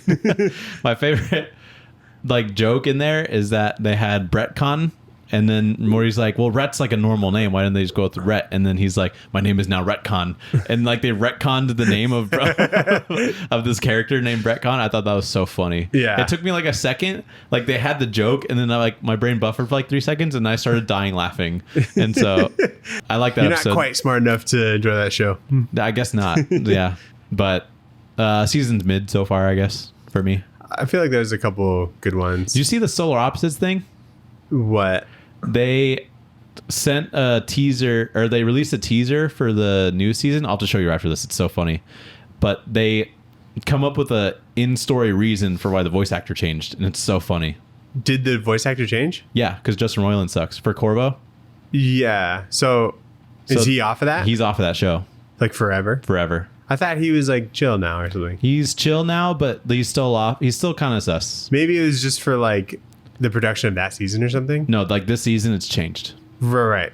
It could be. I mean, it could change back. Because they were probably like working on that when all that shit was going down, Yeah, the 100% they would have been. Okay, so. But I think he's also off Rick and Morty, so Damn. I don't know. Well, but I'll have to show you after this. I'm so excited. New season comes out in August. Because I don't think he did that much writing necessarily. I think he was really just doing the voices. Mm-hmm.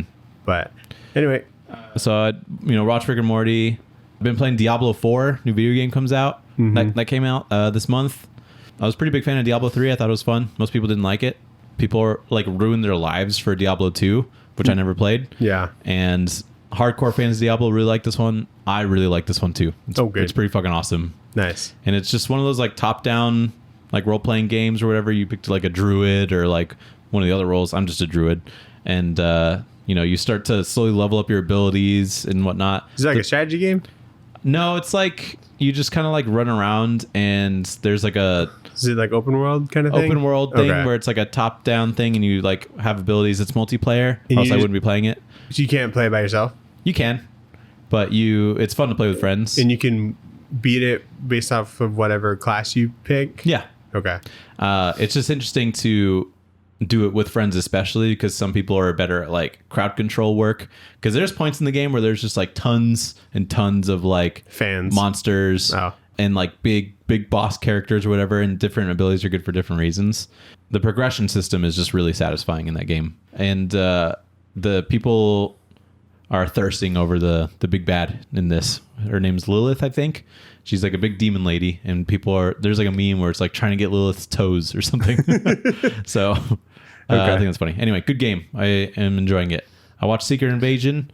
It's fine. Okay. I'll let you watch it. Not as good as the trailer looks. Yeah, I kind of was hyped for this. The AI thing definitely made me a little bit bitter, and so I was more critical on it. And something happened at the end of this episode, and I'm like, I wish that didn't happen. So all right, I'll let you watch it, and we'll talk about it next week. How long is the episode? Like an hour? It's an hour. Okay. I watched the first episode of Black Mirror. Oh, the new season. Yeah, how's that? Have you watched that? You gotta watch the first episode. It's fucking crazy. Okay, I will. Sophia was watching Black Mirror, I noticed, and I was like, "You're watching this without me?" It's like the last season. She was like, she hadn't caught up, so I was like, almost. I haven't watched them all either. Yeah, but I'll probably watch this new season. But the first one came out, and I was watching. I'm like, no fucking way, this is so good. And then like it ended, I'm like, that was so good. Like, Okay, I'll watch it. so yeah, definitely give that a shot. We watched The Flash. Nathan. Then we watched The Flash. Say what you will about this movie, but it is the third best superhero movie in the theaters right now. Guardians Spider-Verse. Yeah. Okay. Is Guardians still in theaters? Yeah. Wow. It's still like number 4 in the box office. Whoa. Yeah. God damn. Yeah. I mean, that's a fact. The movie itself is fine. People think it's like a hot take to call this mid. And No. I've seen like so many TikToks where it's like people thought they were just like, you know, breaking barriers by saying this is just like, okay, you know? I think any opinion of this movie is totally valid. No, someone I work with said that they like loved it and it was like their favorite DC movie. Ooh, that's tough. And I'm like, get the fuck all out of of them? here. Yeah. I'm like, I'd rather watch Suicide Squad, like Wonder Woman. He's Yeah. like- and Those- I'm like, I now disregard every opinion you have ever had, you know? Yeah. Okay. That's fair. I understand if people like it, but this is just, it's fine. But the fact that it's fine, I think is so shitty. Yeah. It's just like, It's a bit of a mess. it's kind of That messy. just like kind of like this is, I feels like production stopped like a couple months before they were actually finished and they Yeah. just put together what they had. It's crazy that this is what happened after 9 years Yeah. of this being in production, you know, and it's very clear that like the whole thing's been scrapped and redone a couple times and like shit, we need a fucking Michael Keaton in here or whatever. Yeah. There's- There's legacy characters. We there need is- multiverse. There is some good stuff, but all the good stuff I think of in this movie are very minor. So Yeah. And it doesn't save the movie. yeah. So let's talk about just the good stuff and then we'll get into the stuff that's clearly wrong with it. Okay. Okay. I like Wonder Woman in this, but it's funny She's the because best part. in our theater, She's flawless. Wonder Woman like saves Batman or whatever, and then there's clearly like some time where they just look at Wonder Woman before she says anything, and they've put time in there for the crowd to cheer. And our theater did not cheer, and so it was just the camera's on Wonder Woman, and she's like standing there before she says anything. And it's just, I know, and it's like the like that whole theme, but it's very clear that the movie was like expecting people to cheer to see like, oh my god, Wonder Woman, which didn't happen in our theater. And I thought that was very funny. That's funny though. Yeah, but I liked In that scene, I like Batman's like pit bull looking cowl. Have you noticed that? people have been saying that, but I don't know what they mean by that. As an owner of a pit bull, he just looks angrier. You know, you have a nice pit bull. We're talking like angry, like looks like guard dog pit bull. You know, yeah, he just I'll have to find it because I don't really understand what people meant by that. But but his costume is kind of cool because it was like bluer. yeah, I did like that. I think the Batman action in this is really solid. Sure.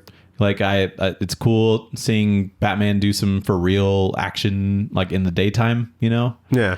He's like on the little bike. He's getting fucking pinballed around on like the freeway. Yeah. I thought that was kind of fun. And he's got like a grappling hook, you know?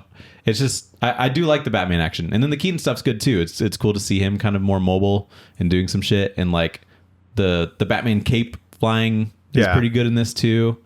So there's some good Batman stuff. It's weird that they like stepped up like how flexible he is in like this and like how good he is. Like I get like you're not gonna do like the same exact fighting, but Yeah. at least like similar skill. It's you know? like he's more flexible and then he's not, because he's still fucking using his whole body to like look around. It feels like but a lot of the fighting it was like clearly more fluid. Yeah. like not even like a stunt double. It was like basically just all CGI too, which was crazy. Yeah. There's some good Keaton stuff in here, and then there's some cringe Keaton stuff in here. Like the "Let's get nuts" line, you don't need that. Nobody really remembers that line unless you're. I remember because I thought it was weird. I remember it because people make a meme about it, yeah. but most people don't really know that. And so there's like some forced stuff like that, and then there's some really cool, genuine Keaton moments. Sure. Like when he's using like a bunch of gadgets or whatever, and there's that one where he's like measuring all the shit, and he's like, "How much you weigh?" or whatever. Yeah. I thought that was kind of fun. Or like when like his shit's like clearly outdated. yeah, or like when they drop into the Half the, pipe? the Russian, no, not the half pipe. the Russian like facility to go save Superman. Uh-huh. And he like doesn't have a parachute, and they're like, "Where's your parachute?" And then he drops down. And I'm like, that was fun. You know, that was in the trailer, but it's a good moment. So I thought Supergirl was like the best part of this. She's great, so good. But I kind of want more of like that, but more Supergirl shit. There should have been more of her because there wasn't enough to like make her motivations and decisions really make sense. Because she gets released, right? And she's like, she gets hit by the yellow sun that we have. And she's like, I'm going to go talk to Zod or whatever. And then like she sees Zod from afar do something that she doesn't believe in. She doesn't even like talk to Zod really. And then she comes back and she's like, I'm going to help you defeat Zod. Well, she knows who Zod is. She knows who Zod is. And she was like, oh, I'm going to go talk to Zod real quick. It like, there wasn't really like enough there for me to believe that she would just completely do a 180 on what her beliefs were, you know? Yeah, I guess if you're in like a different planet and you see someone that you know, probably instinct to go to what's familiar. Yeah. You know? And then I understand that she saw that he was like killing a bunch of people and she's like, that's not the Kryptonian way. But it just seemed like that part was rushed a little bit. She didn't even like talk to him and be like, what are you doing? She just kind of... Well, he also had like an army behind him. He did have an army. Yeah. And he was talking about how he's looking for a lost Kryptonian child. And so that could have meant like her. I don't know. I thought I like felt her pain when she found out that like her cousin was dead, you know, and was killed. Crazy. You know, I like shit like that. And them doing the Flashpoint Superman stuff with her was really cool. Yeah, I agree. What was her name? Sasha Kaye? I think so. Sasha Kaye, yeah. Yeah. I'm in love. She's great. And the suit was badass. Yeah, 100%. I think she was definitely a big highlight for the movie. I do like that he tried... I like how they did the Flashpoint thing where he gets his powers back with like the simulated chemicals and whatever, and then it doesn't work the first time. I like that was a thing that was just in this movie. I think I was trying to not keep thinking about how much I just wanted this to be exactly Flashpoint, even that's what it clearly was trying to be, but like changing things, you know. But it would have just been much better if it was just Flashpoint, you know. I agree. I think it would have been more interesting if there's like, why make Zod the villain again? Because it like makes, I think that makes sense. It makes sense, but like it's something that you could do. It seems like it'd be like the third best option. Yeah. I also like think that it would have been cool to see Thomas Wayne Batman and like Jeffrey Dean Morgan. Yeah, much better. Like Thomas Wayne would have been cool to see that. They're just doing the legacy thing. I just understand that that's not really a draw for people, and they think that Michael Keaton is, and I don't think that he is that much of a draw for a lot of people. Especially when you know that that's what's happening 2 years in advance or whatever. Yeah, exactly. You're just exactly. Yeah, it's like the shock value like isn't there.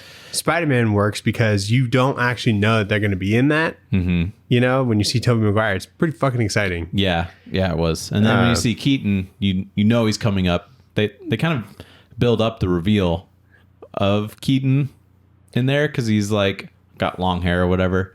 I don't know. It's just weird. I do find it interesting that he like did it.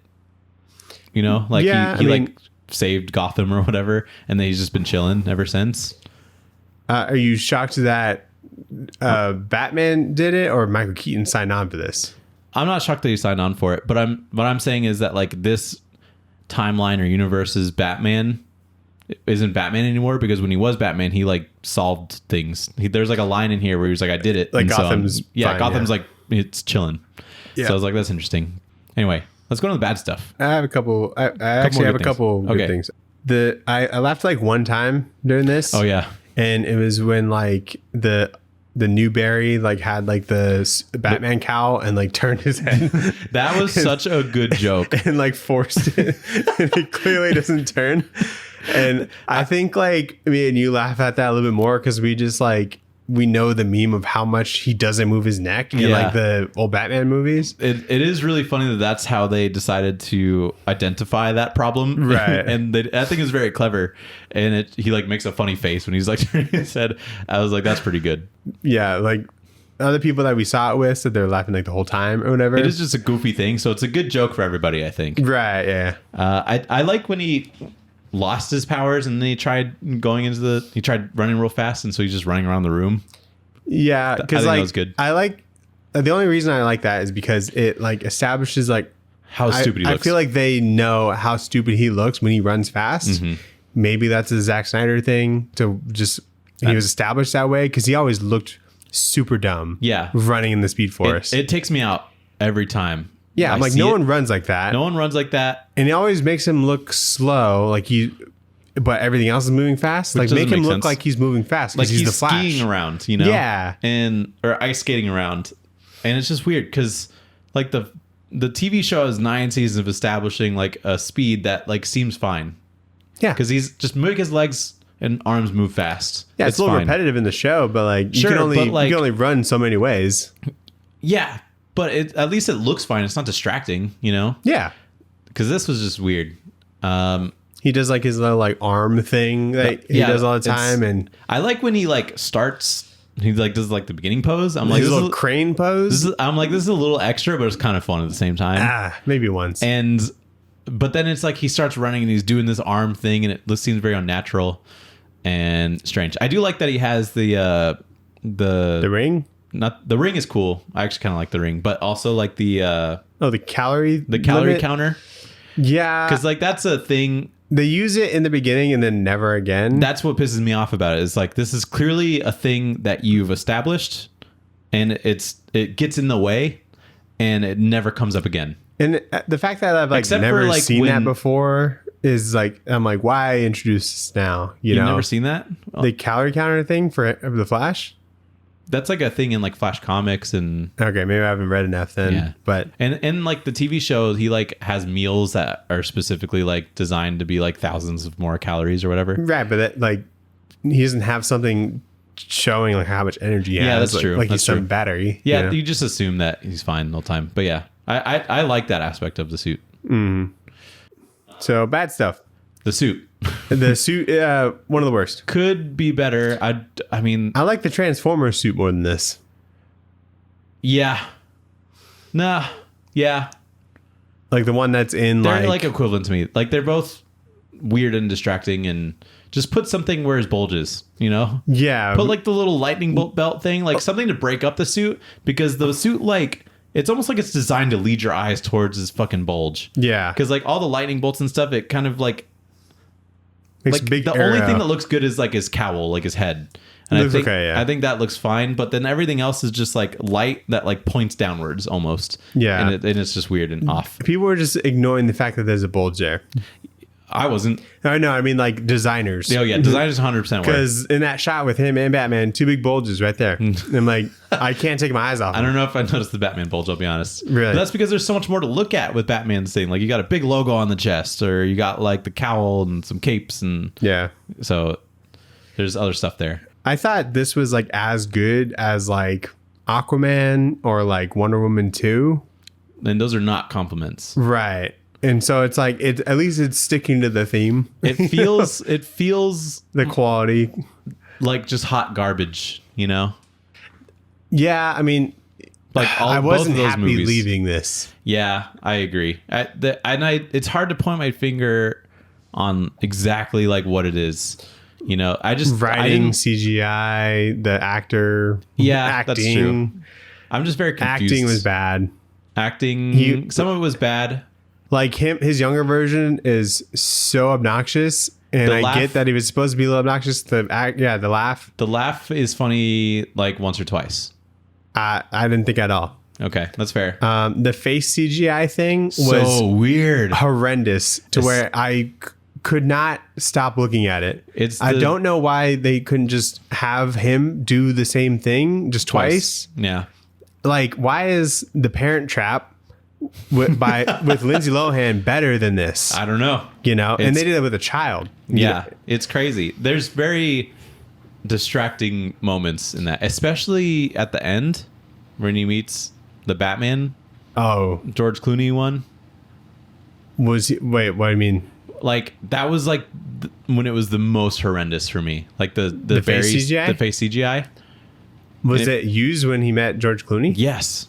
Ah, it's so clear. It looks like almost AI did it. Maybe I was numb to it at that point. You might have been numb to it, but it was just bad because like his lips were very stiff. Meaning like he was not in the same room as George Clooney? No.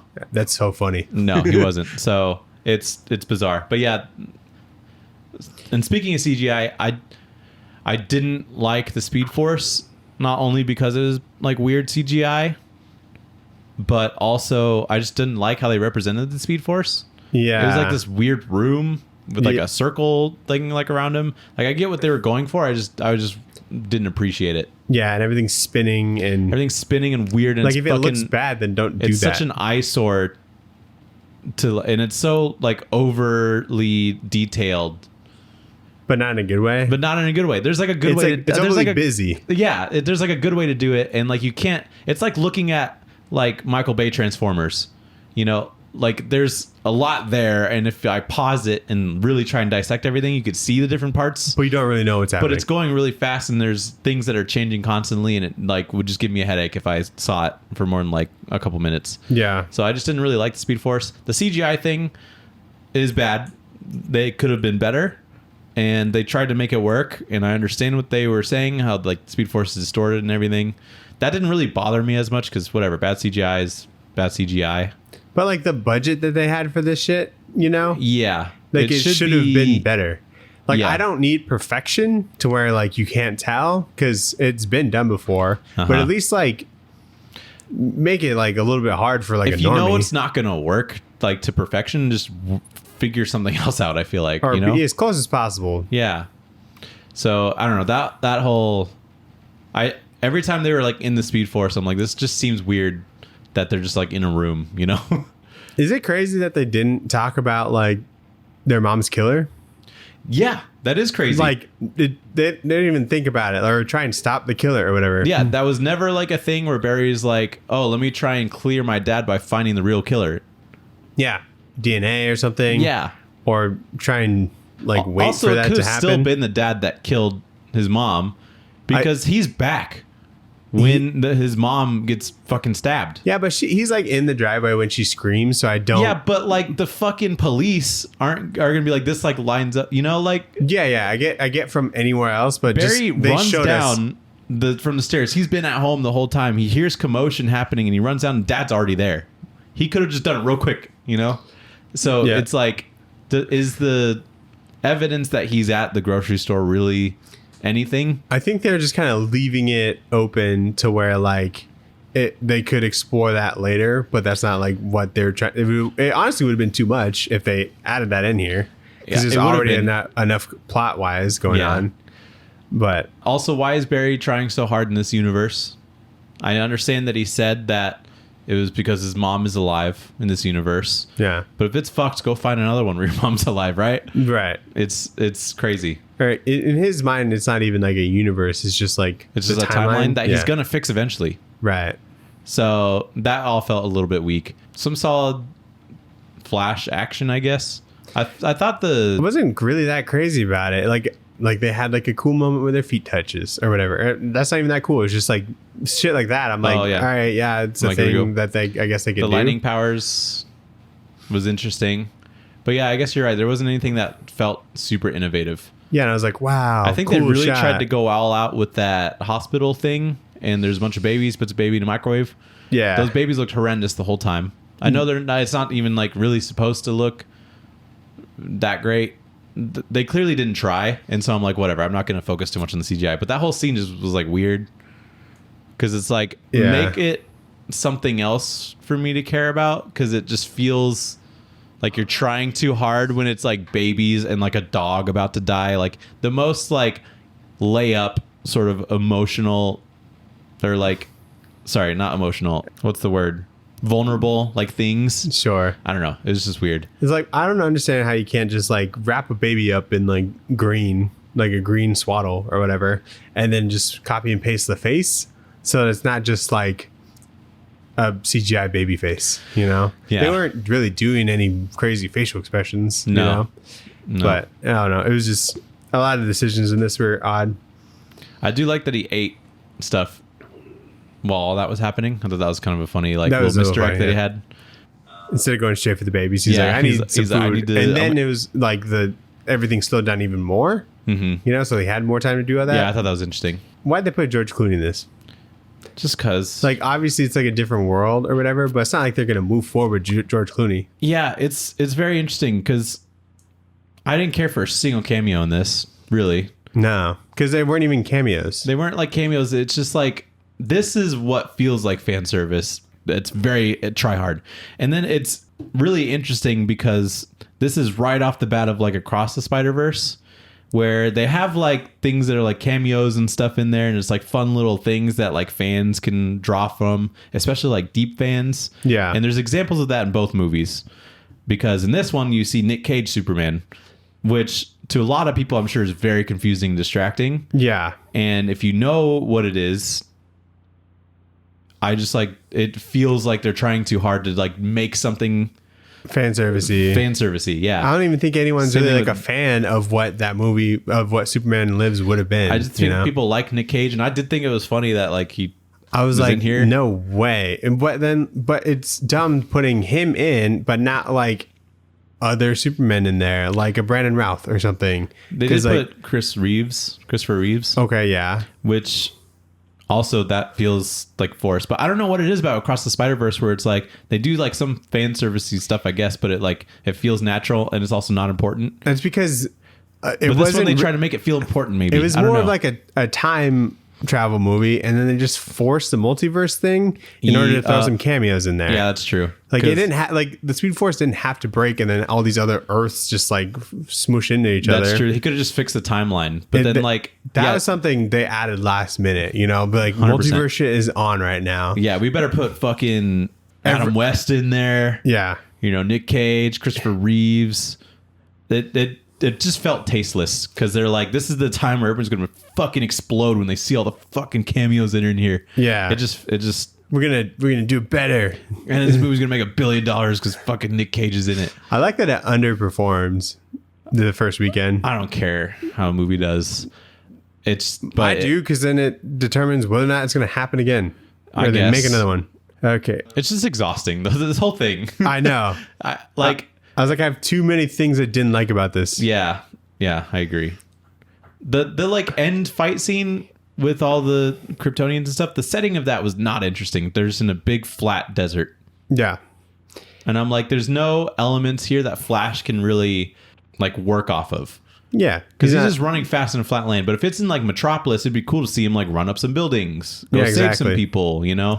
Which is where I thought the third act of Man of Steel was, right? It was in Metropolis because they have the fucking terraform thing. So it would have been cool to see him like save the kid that he wasn't able to save the first time, right? Or like jump off of like debris that's in the air, because that was kind of an interesting thing about that first scene. So I don't know why they just didn't do that again, because clearly they like made it work, but maybe it was just too much CGI. Redemption thing. And so the fact that it was just in this big desert where just nothing's going on is crazy. Something I don't think you'll understand, but someone in like Game of Thrones was in this. An actor who played Jaime Lannister. He was like that dude who was like eating a slice of pizza when like the Newberry like ran past him and took the pizza. Yeah. And it was just so odd that he was just in this as like a cameo. No, I didn't know who that was. So. Yeah, I don't know. That's something I noticed. But I need like Beyond the Spider-Verse to be like the last like multiverse thing, because we need to stop like trying for this. There's going to be more, and people are going to get tired, I think. But I don't think it's going to end with Beyond the Spider-Verse, because it's going to be a good movie, and then people are going to be like, people love universes, and then Secret Wars is going to be a big universal or a big multiverse movie. But I do think Secret Wars is like 2 universes, which I can deal with. No, it'll be more than that, I'm sure. It'll be like they try and bring in like Fantastic Four from like, they'll try and bring in like they'll do multiverse stuff from other Marvel movies before the MCU. I hope they can learn from this. They won't. Like, just because it's the thing that's old doesn't mean it's like good. I think we're stuck in multiverse stuff for a while, which is going to be annoying, I think. It sure is. But I think it'll stop, and then we'll get more like Batman, you know, ground level stories. What makes it worse is that I bet I would enjoy Batgirl more than this. I don't know. I think I would. I mean, we'll never know. But I know that like Maybe. they forced Keaton into that one as well, which would make it feel weird. Maybe. I don't know. It's hard to tell. But it seems like Keaton was trying, which is good, because I was worried that he didn't just phone it in. He just kind of like, just phone it in, take the paycheck, because he didn't do any like marketing or anything for it really. Mm-hmm. Like the only promotional material was very clear that it was like at his house and they like had him hold up a phone and like say something. But there were some like pretty good moments I feel like from him. So there's also like the cringe let's get nuts lines and that they force. I liked that they had like the Danny Elfman Batman themes in there. It's a cool Batcave. Cool Batcave. We see the Batmobile, he doesn't use it. But This movie is fine. I like it. I guess I do like it more than Aquaman and Wonder Woman, but not much more. I think I'd maybe watch it once more. No, I'll never watch this movie ever again. Maybe once more now that I know what happens, and then maybe I can, I don't know, experience it differently. But but that's like it. You know? I am vowing right now that I will never watch this movie again. If I'm in a situation where it's on, I will leave the room. What if it's the Flash, the Snyder cut? No. Well, maybe if there's something in there. So does this make you feel better that the director of this is directing the new Batman? I don't even know what to think about that. Yeah. Because the Batman stuff's good, but I didn't like this movie. but like the James Gunn Batman, I think it'll change. probably. But James Gunn was like, "Oh man, this is the fucking best superhero movie of all time," or whatever. He's the boss. He has to say that. Yeah, I'm just gonna hold on to the copium that he had to say that. So Yeah. it's whatever. I'm just glad that this is done. Yeah, I don't have to think about it anymore. Yeah. Anyway, what are we gonna read next week, Daniel? What are we gonna read next week? Do you have any ideas? Or Not really. So we can go off of a listener recommendation, perhaps. nope. Unless we have something coming up. We got a thing, but I thought it'd be fun to have Carter on Okay. and do a manga, Nathan. Because Which one? The Zom 100 manga comes out. How would I read this? This is on. You can buy it on Comixology. You can buy it on Nook. You can buy it on physically at Barnes & Noble. Okay. Understood. It's readily available. Okay, we can do that. Okay. Volume 1 or more if you want. Zom 100 Volume 1. Yeah. Okay. Sounds good. Bucket List of the Dead or something like that. That's like the Okay. subtitle. I'll confirm with you. That sounds good to me. Cool. Sounds good. We'll have Carter on. Yeah. Finally. We'll have all of our siblings on the podcast. All right. Thanks everyone for watching. Thanks for listening. Rate us 5 stars Rate us 5 stars if you want. if you want. Or 1 star if you really feel like we deserve it. But I think we deserve 5 stars. If you think we deserve it, just don't do that. If you think we Send us an email and tell us that we're 1-star podcast. This far in, you don't think that we're a 1 star. Yeah. So just rate us 5 stars. You can send us recommendations. I promise we'll get to listener recommendations when shit stops coming out. Yeah. You can email us at tradewaiterspod@gmail.com. You can go to our Linktree and follow the socials, like, subscribe. That's it. And that's the show. Peace out. Bye.